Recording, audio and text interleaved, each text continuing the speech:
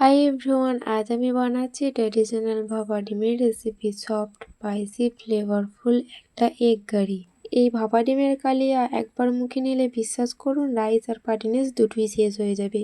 এই গ্রেভিটার ঘ্রাণে যদি প্রেম না হয় তবে কিছুই হবে না। আজ দেখাবো এমন একটা রেসিপি, একবার বানালে পরের বার রেস্টুরেন্ট আর যাবি না, বরঞ্চ বাড়িতে বানিয়ে খেতেই ইচ্ছা করবে।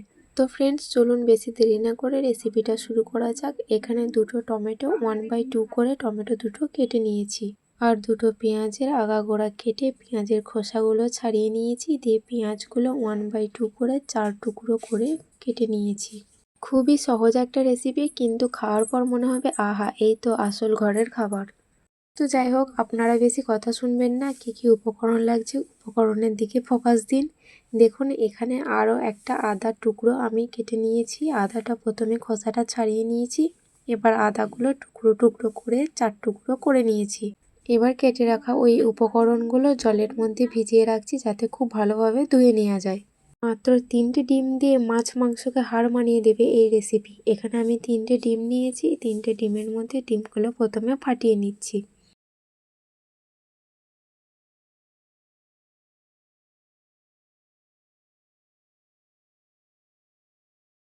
ডিমগুলো ফাটানো হয়ে গেলে পরিমাণ মতো লবণ এর মধ্যে অ্যাড করে দেবো। দিয়ে ডিমটা 1 মিনিটের জন্য ফেটিয়ে নেবো, যাতে ডিম আর লবণটা খুব ভালোভাবে মিশে যায়।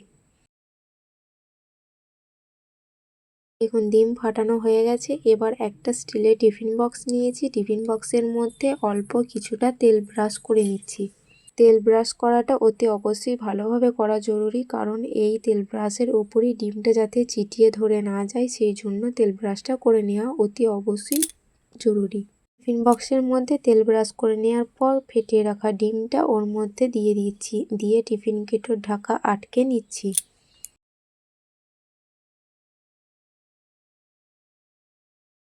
এবার একটা কড়াইয়ের মধ্যে কিছুটা জল অ্যাড করে ওর মধ্যে কেটে রাখা সবজিগুলো অ্যাড করে দেবো। যেহেতু পেঁয়াজ, টমেটো, আদা আর দিয়ে দিয়েছি কাঁচা লঙ্কা, আর এখানে একটা যেটা প্রয়োজনীয় জিনিস সেটা দিয়েছি, দুটো গোটা রসুন।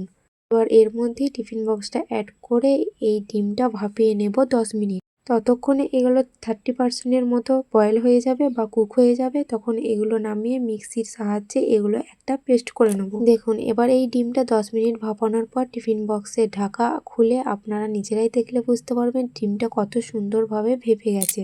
ছুরির সাহায্যে একটু ভালোভাবে দেখলেই বুঝতে পারবেন যে ডিমটা কত সুন্দরভাবে ভেপে গেছে। এবার এই ডিমের গাগুলো হালকাভাবে কেটে নিয়ে অন্য একটা পাত্রে ডিমটা রেখে দেব।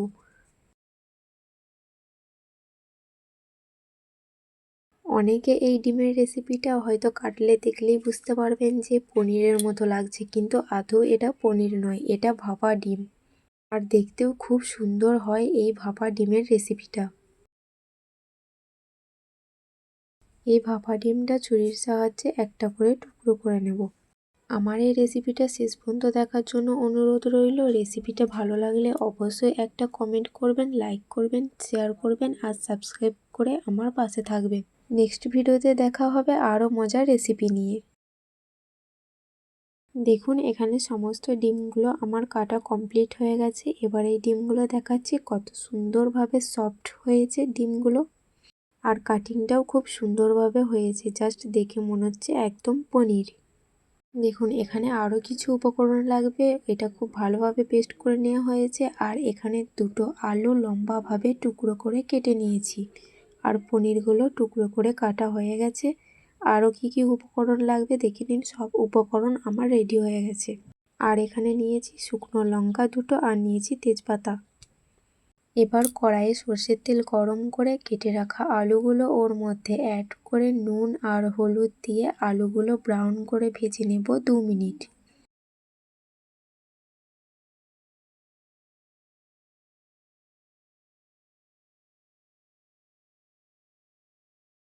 2 মিনিট ভেজে নেওয়ার পর নিজেরাই দেখলে বুঝতে পারবেন আলুর গায়ে হালকা বাদামি কালার চলে এসছে, আলুটা ভাজা ভাজাও হয়ে গেছে। এবার এই আলুগুলো অন্য একটা পাত্রে তুলে নিচ্ছি। এবার ওই কড়াইয়ের মধ্যেই ভাপানো ডিমগুলো দিয়ে দেব।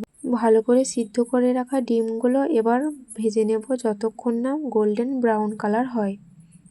এই ডিমগুলো জাস্ট 1 মিনিটের জন্য ভেজে নেব, বেশি ভাজলে হয়তো ডিমগুলো শক্ত হয়ে যেতে পারে। এই ক্রিপসি ব্রাউন ডিমগুলো কিন্তু ভাপা কালিয়ার আসল হিরো। ডিমগুলো অন্য একটা পাত্রে তুলে নিচ্ছি। এবার ফোড়নের মশলা কী কী লাগবে দেখে নিন। এখানে 2টো তেজপাতা, 2টো শুকনো লঙ্কা আর দিয়েছি গোটা জিরে আর দিয়েছি 4টে লবঙ্গ। এবার ফোড়নের তেলটা চলে এলে পেঁয়াজ, আদা, রসুন বেটে রাখার পেস্টটা দিয়ে মশলাটা কিছুক্ষণ নাড়াচাড়া করে নিই। মশলাটা ততক্ষণই কষাবো যতক্ষণ না মশলার গা থেকে তেল ছেড়ে গায়ের জলটা শুকিয়ে যাচ্ছে। এই মশলাটা যত কষাবেন তত ঘর ভরবে খিদের ঘ্রাণে। দেখুন মশলার গা থেকে তেল ছাড়তে শুরু করে দিয়েছে আর মশলাটাও খুব ভালোভাবে ভাজা ভাজা হয়ে গেছে। এই স্টেজে দিয়ে দেবো জিরে গুঁড়ো, হলুদ গুঁড়ো আর দিয়ে দেবো 1 চামচ লঙ্কার গুঁড়ো। সব কিছু 1 চামচ করে দিয়েছি। অল্প পরিমাণ করে জল দিয়ে মশলাটা 2 মিনিটের জন্য কষিয়ে নেব। 2 মিনিট পর কষানো হয়ে গেলে ওর মধ্যে দিয়ে দেবো সানরাইজের শাহি গরম মশলা।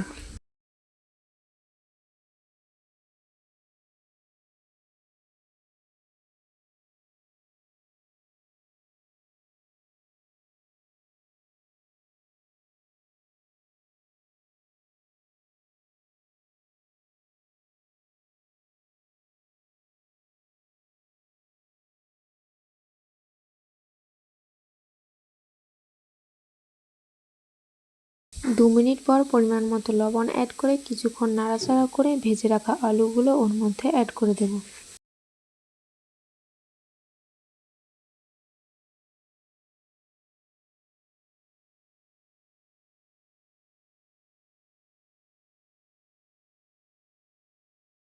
আলুগুলো দিয়ে 5 মিনিট নাড়াচাড়া করে আলুগুলোর মধ্যে মশলাটা ভালোভাবে কষিয়ে নেব।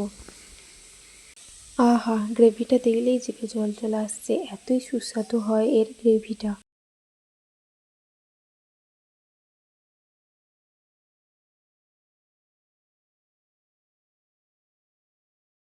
কষানো হয়ে গেলে গ্রেভির জন্য পরিমাণ মতো জল ঢেলে দেবো যাতে আলুগুলো খুব ভালোভাবে সিদ্ধ হয়ে যায়।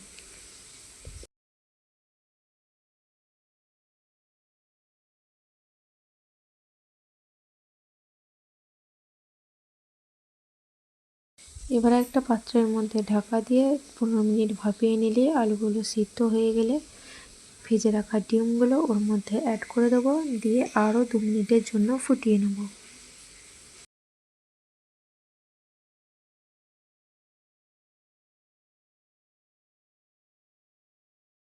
10 মিনিট ফুটে যাওয়ার পর যখন দেখবেন গ্রেভিটা গামাখা গামাখা হয়ে এসছে তখন এটা অন্য একটা পাত্রে নামিয়ে নেব।